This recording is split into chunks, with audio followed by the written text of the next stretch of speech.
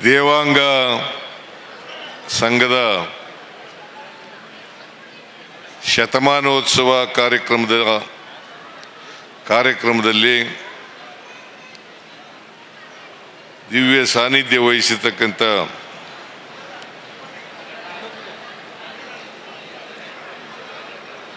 ಗಾಯತ್ರಿ ಮಹಾಸಂಸ್ಥಾನ ಮಠದ ಪೂಜ್ಯರಾದಂಥ ಶ್ರೀ ದಯಾನಂದಪುರಿ ಸ್ವಾಮೀಜಿಯವರಿಗೆ ನಮಸ್ಕರಿಸಿ,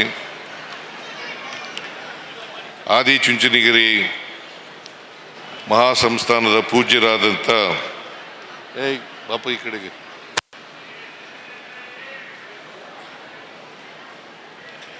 ಪೂಜ್ಯರಾದಂಥ ನಿರ್ಮಲಾನಂದನಾಥ ಸ್ವಾಮೀಜಿಯವರಿಗೆ ನಮಸ್ಕರಿಸಿ,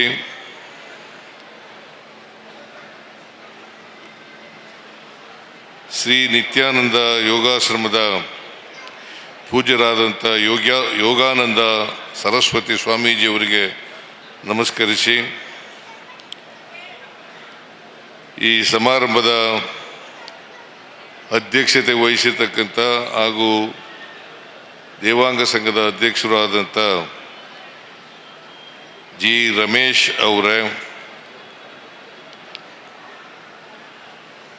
ಮಾಜಿ ಮಂತ್ರಿಗಳು ವಿಧಾನ ಪರಿಷತ್ತಿನ ಸದಸ್ಯರು ಆದಂಥ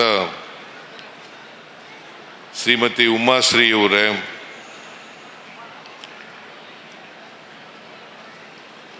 ಲೋಕಸಭಾ ಸದಸ್ಯರಾದಂಥ ಡಾಕ್ಟರ್ ಮಂಜುನಾಥ್ ಅವರೇ, ರಾಜ್ಯಸಭಾ ಸದಸ್ಯರಾದಂಥ ಶ್ರೀ ನಾರಾಯಣ ಅವರೇ, ಕೈಮಗ್ಗ ಅಭಿವೃದ್ಧಿ ನಿಗಮದ ಅಧ್ಯಕ್ಷರಾದಂಥ ಶ್ರೀ ನಾಗೇಂದ್ರ ಅವರೇ, ವಿಧಾನ ಪರಿಷತ್ತಿನ ಮಾಜಿ ಸದಸ್ಯರಾದಂಥ ಶ್ರೀ MC ವೇಣುಗೋಪಾಲ್ ಅವರೇ,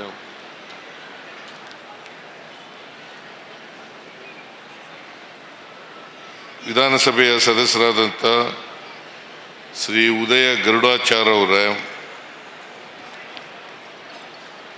ವೇದಿಕೆ ಮೇಲಿರ್ತಕ್ಕಂಥ ಎಲ್ಲ ಆಹ್ವಾನಿತ ಗಣ್ಯರೇ, ಸಂಘದ ಎಲ್ಲ ಪದಾಧಿಕಾರಿಗಳೇ, ಇಲ್ಲಿ ಆಗಮಿಸಿರ್ತಕ್ಕಂಥ ಆತ್ಮೀಯ ಬಂಧುಗಳೇ, ತಾಯಂದಿರೇ, ಮಾಧ್ಯಮದ ಗೆಳೆಯರೇ, ಅತ್ಯಂತ ಸಂತೋಷದಿಂದ ದೇವಾಂಗ ಸಂಘದ ಶತಮಾನೋತ್ಸವವನ್ನು ಭಾಳ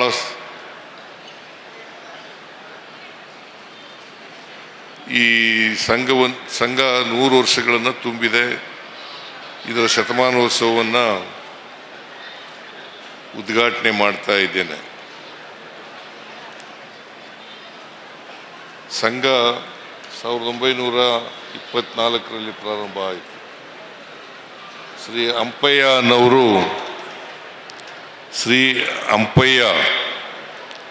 ಅನ್ನೋರು ಇದರ ಮೊದಲನೇ ಅಧ್ಯಕ್ಷರಾಗಿದ್ದರು. ಈಗ 100 ವರ್ಷಗಳನ್ನು ಕ್ರಮಿಸಿದೆ. ಒಂದು ಸಂಘಟನೆಗೆ 100 ವರ್ಷಗಳು ಆಗ್ತಕ್ಕಂಥದ್ದು ಒಂದು ಮೈಲಿಗಲ್ಲು ಅಂತಕ್ಕಂಥದ್ದನ್ನು ಈ ಸಂದರ್ಭದಲ್ಲಿ ಹೇಳಲಿಕ್ಕೆ ಬಯಸ್ತಾ ಇದ್ದೇನೆ.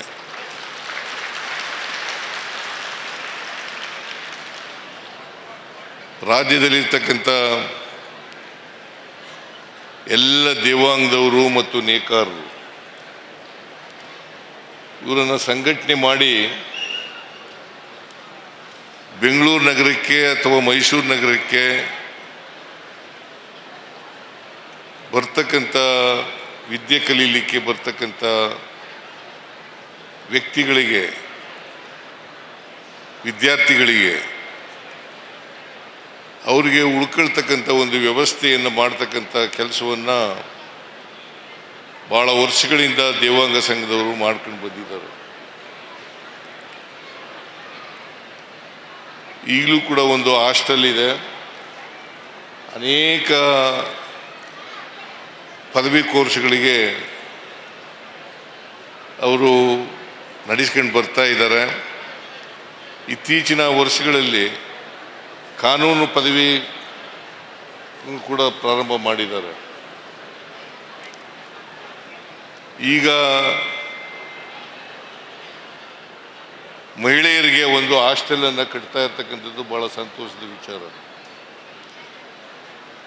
ಮಹಿಳೆಯರಿಗೆ ಒಂದು ಹಾಸ್ಟೆಲನ್ನು ಕಟ್ತಾ ಇರ್ತಕ್ಕಂಥದ್ದು ಭಾಳ ಸಂತೋಷದ ವಿಚಾರ.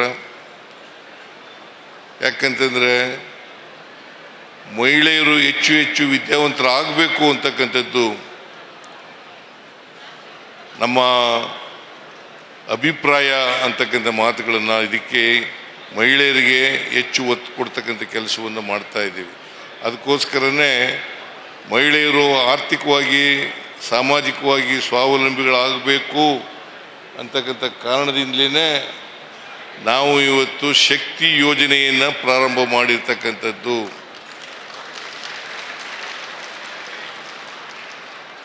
ಒಂದು ಕಾಲದಲ್ಲಿ ಮಹಿಳೆಯರು ಕೂಡ ಅಕ್ಷರ ಸಂಸ್ಕೃತಿಯಿಂದ ವಂಚಿತರಾಗಿದ್ದಂಥ ಜನ. ಇವರಿಗೆ ಹೆಚ್ಚು ಶಿಕ್ಷಣವನ್ನು ಕೊಟ್ಟು ಅವರನ್ನು ಕೂಡ, ಇದು ಸರಿ ಇಲ್ವೋ ಇದು ಇದು ಸರಿ ಇಲ್ವೇನ್ರಿ? ಯಾಕೆ ಇದನ್ನಾಗ ತಗೊಳಾಗ್ತಾ ಇಲ್ಲ?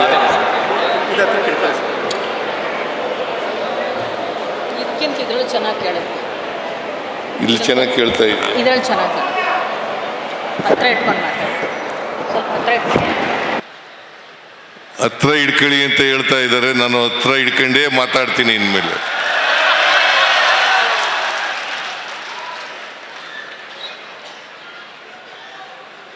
ಮಹಿಳೆಯರು ಕೂಡ ಶೂದ್ರರಂತೆ ಅಕ್ಷರ ಸಂಸ್ಕೃತಿಯಿಂದ ವಂಚಿತರಾಗಿದ್ದರು. ಅವರು ಕೂಡ ಲಿಂಗ ತಾರತಮ್ಯದಿಂದ ನರಳತಕ್ಕಂಥ ವ್ಯವಸ್ಥೆ ಇತ್ತು. ಈಗ ಲಿಂಗ ತಾರತಮ್ಯ ತೊಲಗಿ ಅವರು ಕೂಡ ಪುರುಷರಿಗೆ ಸಮಾನವಾಗಿ ಬದುಕ್ತಕ್ಕಂಥ ವ್ಯವಸ್ಥೆ ನಿರ್ಮಾಣ ಆಗ್ತಾ ಇದೆ. ಇದು ಒಂದು ಒಳ್ಳೆಯ ಬೆಳವಣಿಗೆ ಅಂತಕ್ಕಂಥ ಮಾತುಗಳನ್ನು ಹೇಳಲಿಕ್ಕೆ ಬಯಸ್ತಾ ಇದ್ದೇನೆ. ದೇವಾಂಗ ಸಂಘದವರು ಮಹಿಳೆಯರಿಗೋಸ್ಕರ ಒಂದು ಹಾಸ್ಟೆಲನ್ನು ಮಾಡಿ ಅವರಿಗೆ ವಿದ್ಯಾಭ್ಯಾಸವನ್ನು ಕೊಡ್ತಾ ಇರ್ತಕ್ಕಂಥದ್ದು ಭಾಳ ಸಂತೋಷದ ವಿಚಾರ ಅಂತಕ್ಕಂಥ ಮಾತುಗಳನ್ನು ಈ ಸಂದರ್ಭದಲ್ಲಿ ಹೇಳಲಿಕ್ಕೆ ಬಯಸ್ತಾ ಇದ್ದೇನೆ. ರಾಜ್ಯ ಸರ್ಕಾರ ಸ್ವಾಮೀಜಿಯವರು, ದಯಾನಂದ ಸ್ವಾಮೀಜಿಯವರು, ದಯಾನಂದಪುರಿ ಸ್ವಾಮೀಜಿಯವರು ಹೇಳಿದ್ರು ನನಗೆ, ಆಮೇಲೆ ರಮೇಶ್ ಕೂಡ ಹೇಳಿದ್ರು, ಮಹಿಳಾ ಹಾಸ್ಟೆಲ್ಗೆ ಸಹಾಯ ಮಾಡಬೇಕು ಅಂತಕ್ಕಂಥ ಮಾತುಗಳನ್ನು ಹೇಳಿದ್ದಾರೆ.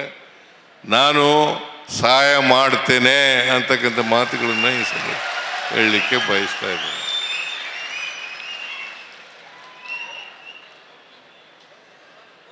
ಯಾಕಂತಂದರೆ ಮಹಿಳೆಯರು ವಿದ್ಯಾವಂತರಾಗಬೇಕು ಅಂತಕ್ಕಂಥ ಉದ್ದೇಶದಿಂದ ನಮ್ಮ ಸರ್ಕಾರ ಯಾವಾಗಲೂ ಕೂಡ ಎಲ್ಲರನ್ನೂ ಒಳಗೊಂಡಂತೆ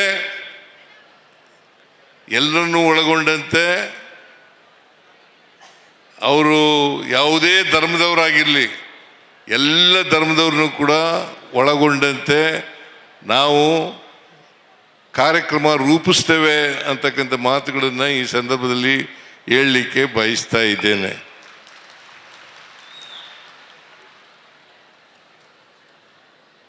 ನೀವೆಲ್ಲರೂ ಕೂಡ ಆರ್ಥಿಕವಾಗಿ ಸಾಮಾಜಿಕವಾಗಿ ಹಿಂದುಳಿದಿರ್ತಕ್ಕಂಥವ್ರು.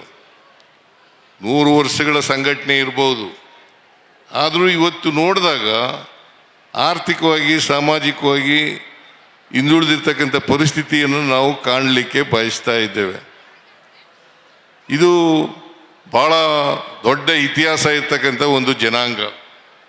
ಯಾಕಂತಂದರೆ ನೇಕಾರಿಕೆ ಮಾಡೋದು ಇದೆಯಲ್ಲ, ಇದು ಒಂದು ಕಸುಬು. ಇದು ಹೆಚ್ಚಿನ ವಿಡಿಯೋಗಳಿಗೆ ಪ್ರತಿಧ್ವನಿ ಯೂಟ್ಯೂಬ್ ಚಾನೆಲ್ ಸಬ್ಸ್ಕ್ರೈಬ್ ಮಾಡಿ, ಬೆಲ್ ಐಕಾನ್ ಕ್ಲಿಕ್ ಮಾಡಿ.